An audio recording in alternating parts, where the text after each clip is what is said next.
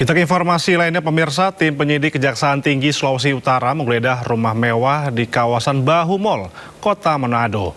Penyidik menemukan uang tunai 18 miliar rupiah serta emas 85 gram.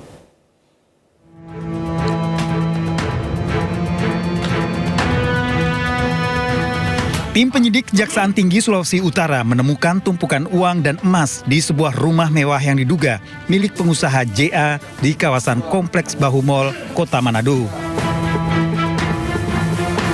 JA merupakan seorang pengusaha terkenal yang saat ini menjabat sebagai Ketua Kadin Manado periode 20.025 hingga 20.030. Dalam penggeledahan yang dikawal personel TNI, penyidik melakukan pemeriksaan di seluruh bagian rumah dan ditemukan uang tunai pecahan Rp50.000 dan Rp100.000 dengan total sekitar 18 miliar rupiah serta emas seberat 98 gram. Penggeledahan ini diduga berkaitan dengan penyidikan kasus dugaan korupsi pengelolaan tambang emas yang sebelumnya telah menjerat 3 tersangka. Yang paling signifikan yang kami peroleh yaitu uang sejumlah 18 miliar 866.836.000 rupiah dalam pecahan 100.000, dalam pecahan 50.000 dan juga ada mata uang asing. Penyidik juga menggeledah 2 lokasi berbeda, yakni kantor pemasaran IT Center dan Taman Parafon. Usai penggeledahan, penyidik membawa 9 box berisi uang tunai dan dokumen berkaitan dengan perusahaan dibawa ke Kejati, Sulawesi Utara. Pemilik rumah akan segera diperiksa. Dari Manado, Sulawesi Utara, Jeffrey Langi, iNews melaporkan. Informasi lainnya, pemirsa, aktor Dude Herlino menyerahkan uang honor sebesar 5,25 miliar rupiah yang diterimanya sebagai brand ambasador PT Dana Syariah Indonesia ke penyidik di TV Detsus Bareskrim Polri. Uang sebesar 5,25 miliar rupiah disita sebagai barang bukti dalam penyidikan kasus dugaan penipuan yang menjerat perusahaan Dana Syariah Indonesia. Uang tersebut merupakan honor untuk Dude Herlino sebagai brand ambasador sejak tahun 2022 sampai 2025. Dengan sesuai aturan hukum, alhamdulillah bersyukur bisa memberikan kontribusi lah, ya, kontribusi dan juga menunjukkan rasa empati gitu ya. Paling itu buat saya. Ya mudah-mudahan nanti korban-korban ini bisa mendapatkan hak mereka yang paling penting untuk saya, bisa mendapatkan hak mereka sepenuhnya dengan sesuai aturan hukum. Terakhir yang mesti dikawal proses restitusinya sih. Oh iya. Jadi nanti penyidik kan mengumpulin sejumlah angka dan mudah-mudahan yang berhasil dijaring bisa dibawa full ke jaksa penuntut. Nanti itu full juga dibawa ke persidangan. Nanti hakim akan memeriksa dan nanti hakim akan memerintahkan bagaimana nanti jaksa atau polisi bersama dengan LPSK melakukan restitusi, ya, pembalian kepada uang itu secara adil. Ya, pemirsa, Presiden Prabowo Subianto kembali mengingatkan agar jajaran kementerian, lembaga, dan pemerintahan daerah untuk intensif melakukan penghematan anggaran, di mana Presiden mengklaim kebocoran ekonomi selalu ataupun telah mencapai 1.000 triliun rupiah. Dalam pidatonya di acara Harlah Partai Kebangkitan Bangsa di Jakarta, Presiden Prabowo Subianto kembali menegaskan bahwa arah kebijakan ekonomi pemerintah yang dijalankan hanya merupakan implementasi Pasal 33 dan Pasal 34 Undang-Undang Dasar 1945 yang ingin memastikan kekayaan Indonesia dikelola sebesar-besarnya untuk kemakmuran rakyat dan tidak terus mengalir ke luar negeri. Selain itu, Presiden juga mengklaim telah berhasil menghemat anggaran ratusan triliun rupiah. Kepala negara mengklaim telah menghemat lebih 300 triliun rupiah melalui penghentian praktik markup pengadaan barang dan jasa pemerintah. Dana hasil efisiensi tersebut dialihkan untuk mendanai program makan bergizi gratis, pembangunan 5.000 jembatan hingga akhir 2026, serta rehabilitasi lebih dari 67.000 sekolah.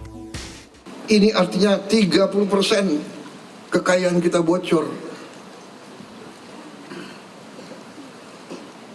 Anggaran negara adalah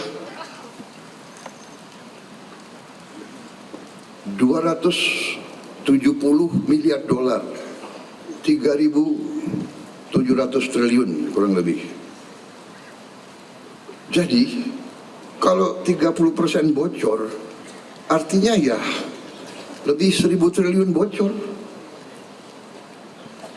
Ini sedang saya hentikan.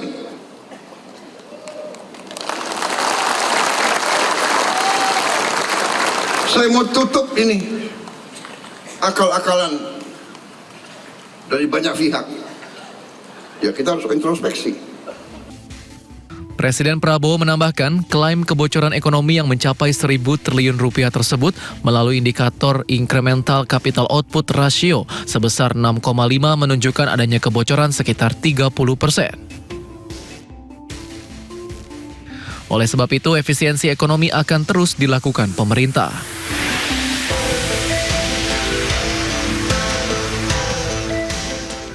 Mantan Jaksa Agung Muda Bidang Tindak Pidana Khusus atau Jampitsus Febri Adriansyah menunjuk Febri Diansyah sebagai kuasa hukumnya.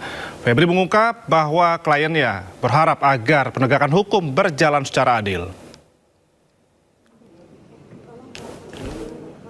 Mantan Jampitsus Febri Adriansyah menunjuk mantan jubir KPK Febri Diansyah sebagai kuasa hukumnya.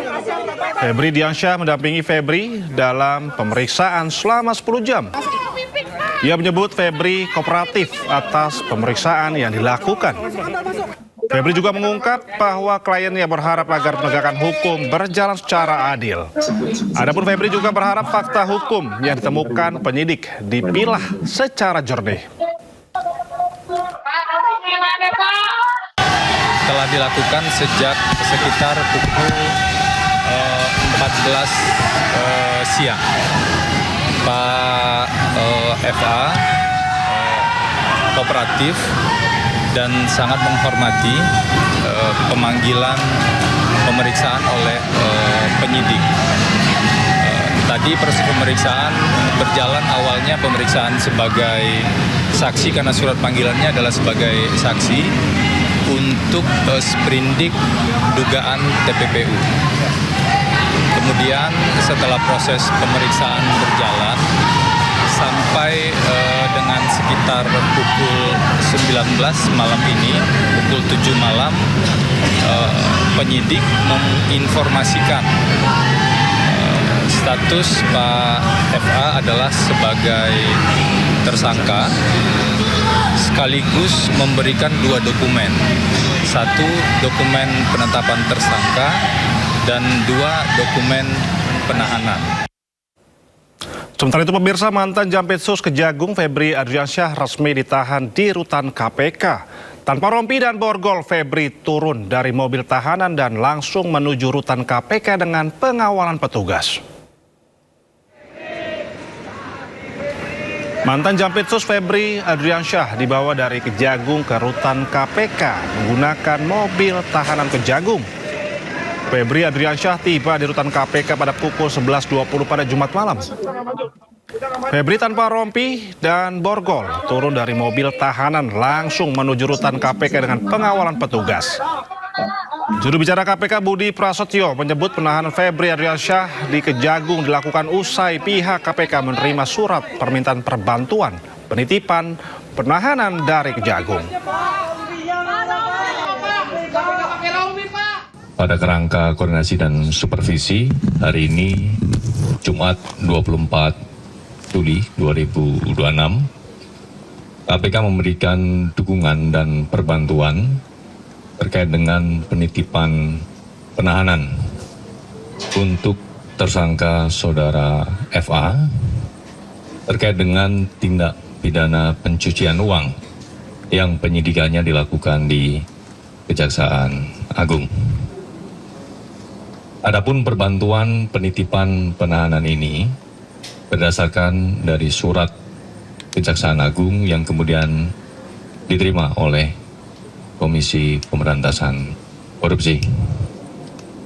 Sehingga terhadap tersangka saudara FA dilakukan penahanan untuk 20 hari ke depan di rutan Gedung Merah Putih. Ya pemirsa, perlakuan berbeda dalam penahanan Febri Ardiansyah yang tidak mengenakan rompi dan borgol seperti tersangka kasus lain yang mendapatkan sorotan tajam dari masyarakat. Meski sebagian warga mengapresiasi langkah penegakan hukum, banyak pula yang mempertanyakan ketegasan dan transparansi dalam proses penahanan Febri. Harusnya sih rata semua sih ya harusnya ya. Jadi mau semisal entah ex-Jampitsus, entah ex-menteri atau apapun itu kan harusnya ya menurut saya pribadi itu kalau memang udah ditangkap langsung dipakaikan rompi oranye itu sendiri sih. Sebagai seorang yang awam gitu ya. Gitu. Nah itu mereka kan yang membuat hukum ya, artinya mereka penegak hukum ya, dan mereka juga yang mengadili terhadap hukum, dan mereka juga mengadili orang-orang mereka sendiri ya. Semua fasilitas itu ada di mereka gitu loh. Jadi kita sebagai masyarakat hanya bisa melihat, hanya bisa mendengarkan aja. Nah kecuali memang negara kita udah berkomitmen ya untuk benar-benar merapikan hukum. Nah, mungkin dengan ada hukuman seberat-beratnya bagi mereka yang melanggar hukum seperti tindak pidana korupsi dan sebagainya. Iya, udah ketebak. Pasti ada perbedaan perlakuan antara untuk hukum itu antara yang dikenakan kepada pihak yang warga kecil dengan pejabat atau yang melibatkan dengan institusi yang besar seperti itu. Itu aja. Karena hukum itu sebetulnya itu berlaku untuk semua warga negara, tidak memandang status, tidak memandang ini rakyat jelata atau apa, itu berlaku untuk semuanya, dan hukum itu tidak bisa dipesan. Jadi publik bisa menilai apapun itu. Jadi kemungkinan besar pasti kebenaran itu nggak mungkin bisa ditutupin, meskipun pada dasarnya di Indonesia sistemnya itu nggak semudah seperti yang